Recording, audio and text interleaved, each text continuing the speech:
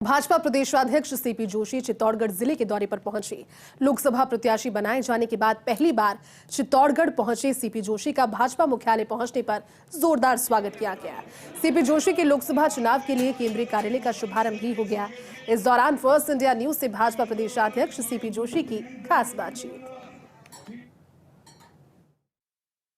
भाजपा प्रदेश अध्यक्ष सीपी जोशी तीसरी बार लोकसभा प्रत्याशी बनाए जाने के बाद पहली बार चित्तौड़गढ़ पहुंचे हैं। अपने संसदीय क्षेत्र में पहुंचे हैं तो उनका जोरदार स्वागत भी हुआ है और आज चुनाव कार्यालय का शुभारंभ भी कर दिया गया है। जानने की कोशिश करेंगे कैसे देखते हैं, तीसरी बार पार्टी ने आपके ऊपर भरोसा जताया है। देखिए, मैं सबसे पहले तो शीर्ष नेतृत्व का आभार प्रकट करता हूँ कि मेरे जैसे एक सामान्य कार्यकर्ता को 2014 में पार्टी ने लोकसभा का टिकट दिया था।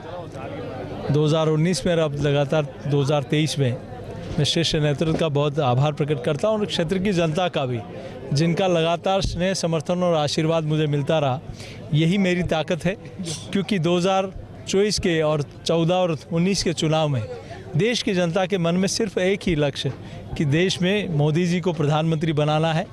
तो आदरणीय प्रधानमंत्री जी के नेतृत्व में सरकार बने तो जनता का आशीर्वाद, जनता का स्नेह और जनता का समर्थन पूरा मिलता है।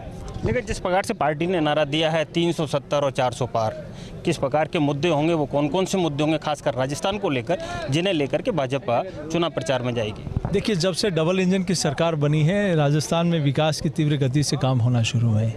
एक ज़माना था तब सरकार चुनाव के समय जो मैनिफेस्टो देती थी वो चुनाव के अंतिम समय में 2-4 महीनों में कुछ करके कुछ लोगों को वापस शांत करने की कोशिश की जाती है। लेकिन ये पहली सरकार है जिसने 450 में सिलेंडर देना हो, चाहे गैस की सब्सिडी का विषय हो, चाहे एमएसपी का विषय हो, चाहे पेंशन का विषय हो, चाहे ईआरसीपी हो, चाहे यमुना जल समझौता हो, चाहे एंटी गैंगस्टर टास्क फोर्स बनाना हो, चाहे सेल बनाना हो, ये सारे के सारे काम जन कल्याण में, ये कुछ काम आपको बता रहा हूँ। बाकी अनेक ऐसे काम किए हैं जो सरकारें कहीं अंतिम दिनों में करती है, लेकिन भजनलाल जी की सरकार ने कुर्सी पर बैठते ही एक प्रधान सेवक के रूप में राजस्थान में उस दिशा में काम करना शुरू किया है। लेकिन जिस तरह से अभी आचार संहिता नहीं लगी, उससे पहले ही भाजपा चुनाव में उतर गई है। पूरी तरह देश का माहौल चुनावी हो गया है। इसी बीच बयानों का दौर भी शुरू हो गया है। पूर्व मुख्यमंत्री अशोक गहलोत कहते हैं कि जितने भी मंत्री बने हैं उन सबको एक शादी का घोड़ा, जो झूल घोड़ा कहते हैं, वो बना के छोड़ दिया है। कैसे देखते हैं आप इस बयान को? वो उनके समय जो होता था वो शायद सोच रहे होंगे, लेकिन यहाँ क्या झूठ है। आदरणीय अशोक गहलोत जी, आप इतने वरिष्ठ नेता हैं, 3 बार मुख्यमंत्री रहे। मैं तो बहुत साधारण कार्यकर्ता हूँ। एक बार आइए ना जनता के बीच में, किसने क्या झूठ बोला और आपने 60 वर्षों तक क्या झूठ बोला।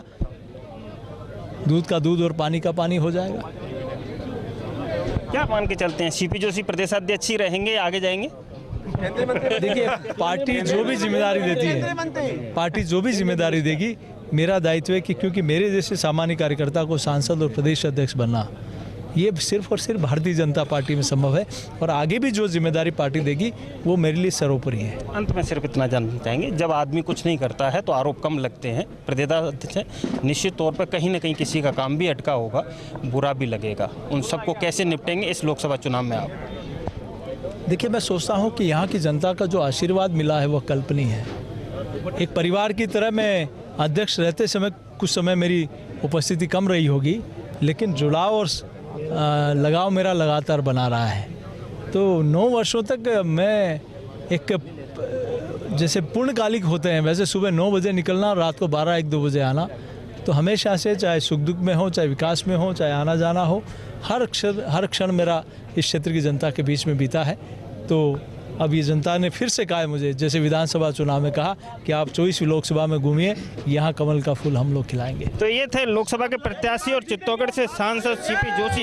इन्होंने साफ शब्दों में कहा है कि जो मुझे पार्टी ने नेतृत्व ने भरोसा जताया है, मैं प्रदेश केंद्रीय नेतृत्व का आभार व्यक्त करता हूँ। साथ ही उन्होंने कहा है कि क्षेत्र की जनता है वो मेरा पूरा परिवार है और जिस प्रकार से राजस्थान में वो काम कर रहे हैं, निश्चित तौर पर उन्होंने उम्मीद जताई है कि फिर से जिस प्रकार से सरकार तो हमारी बनेगी ही, लेकिन रिकॉर्ड वोटों से वो खुद भी जीतेंगे। दूसरी बड़ी बात यह है कि उन्होंने कांग्रेस पर भी जमकर तंज कसे हैं।